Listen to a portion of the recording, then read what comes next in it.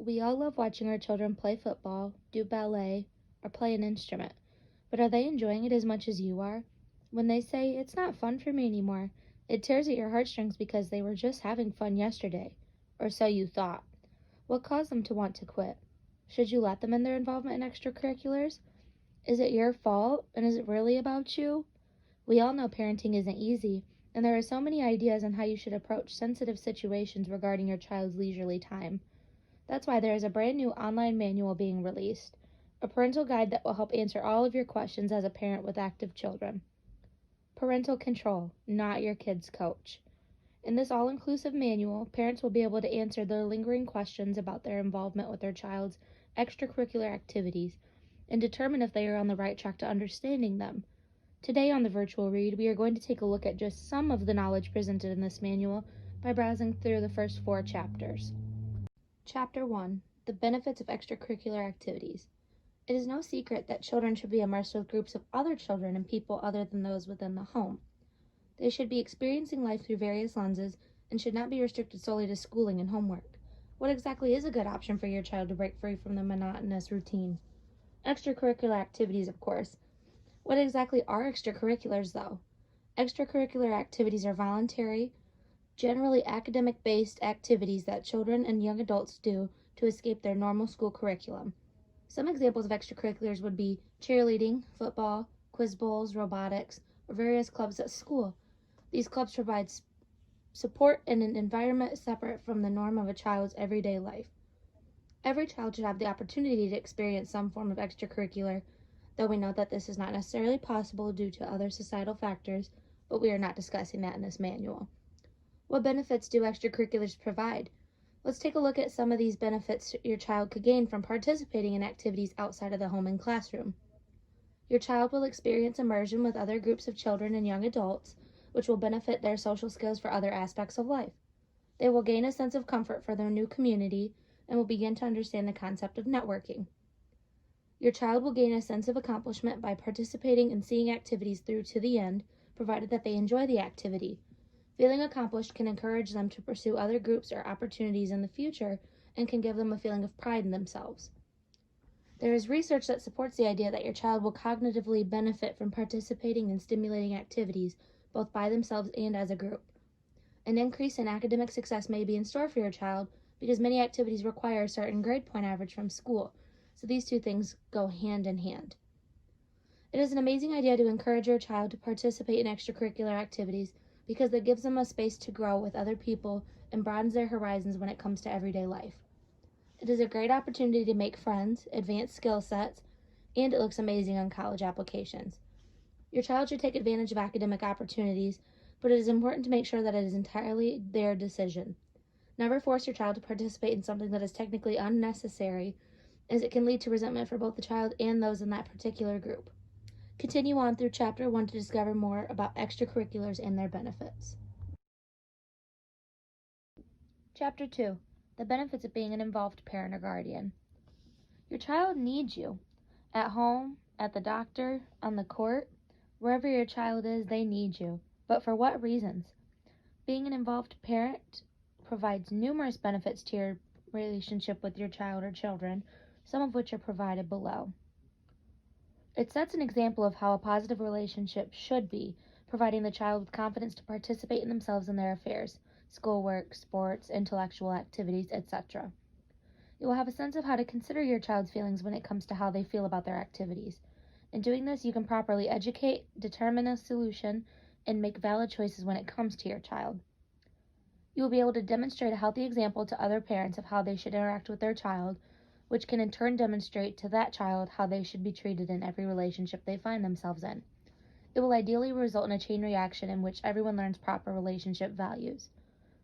Being involved with your child outside of the home, at school, or in sports strengthens your overall bond because it shows your child that you genuinely want to be there for them and gives them a sense of pride and accomplishment, as stated in the previous chapter. Take the time to determine whether or not you are being as positively involved as you can with your child without being overbearing and controlling. This will be a topic discussed further in depth in the following chapters. If you are actively engaged with the youth in your household in all areas, you will hopefully begin seeing a wonderful change in the house dynamic. Children are seen as a product of their environment, and what becomes of a child when they are participating in a positive environment. Chapter 3. How involved is too involved? As it was very obvious in the previous chapter about the benefits of being an involved parent, it should be made clear that there is a major difference between being involved and being controlling. It is painfully true that the power dynamic between some parents and their children can be very toxic. Many of the decisions made for the child are not made just for the benefit of the child, but rather outstanding selfish reasons on behalf of the adult. Recognize boundaries and understand how being too involved can be a bad thing. Are you more involved in your child's activity than they are? There's a big difference between bringing snacks for the team and attempting to step in as a sideline coach. Your child needs you for moral support, not to be the overbearing adult that screams at them to do better, because ultimately that's not your occupation. Taking a step back from plugging away at forceful tactics to help your child perform better will kickstart a calmer relationship. Have you stopped to consider how your child may be feeling about their extracurriculars? It is very common for parents to hear, "I think I want to quit," and immediately respond with, "No, you just had a bad day." If your child expresses discomfort in their activity, you should take it to heart. Question how they're feeling and why, and validate these feelings.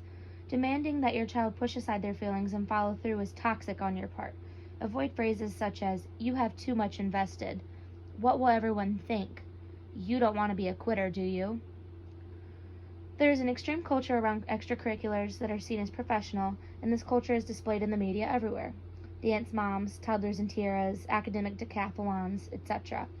These shows and depictions of parent-child relationships are over-exaggerated for viewing purposes, but this is not how you should act towards your own. Letting a child's extracurricular take over their life and your life will affect mental health, scheduling, and can ultimately result in the deconstruction of relationships. Don't let something unnecessary control your life. It is no secret that extracurriculars can be expensive, and as parents or guardians, you would do anything to make your child happy and provide for them. For many people, providing for their children means ensuring that their child is fed, clean, and has a supportive home to live in. But for the select people that have allowed for outside affairs to consume their household, they may find themselves majorly in debt.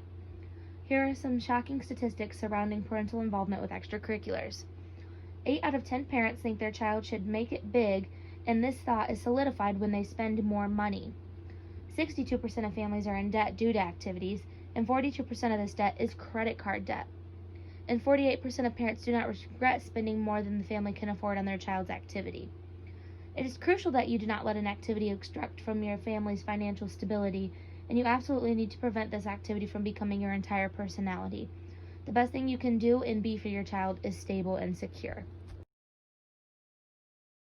And finally, we reach chapter 4 of what we'll be reading of the manual today. What is my child thinking? Throughout the manual, we have discussed the benefits of extracurriculars, the benefits of being involved, and how you can become overly involved. However, let's talk solely about your child's feelings and how you should interact with them on a respectful level when it comes to their wants and desires with extracurriculars. What if my child wants to quit? There must be a very valid reason as to why your child has taken it upon themselves to terminate their involvement in certain activities. While it does occur where a child becomes overwhelmed and spouts that they aren't having fun or hate the activity when something doesn't go their way, this does not mean that they are becoming lazy or making excuses. You should pride your child for letting you know how they feel. Think rationally. Wanting to quit or having negative feelings about something does not come out of thin air. It is critical that you sit down with your child to dissect where these thoughts came from and how you can resolve any issues brought forth. Positively suggest that quitting should not always be a first resort, but this does not justify holding that over their heads.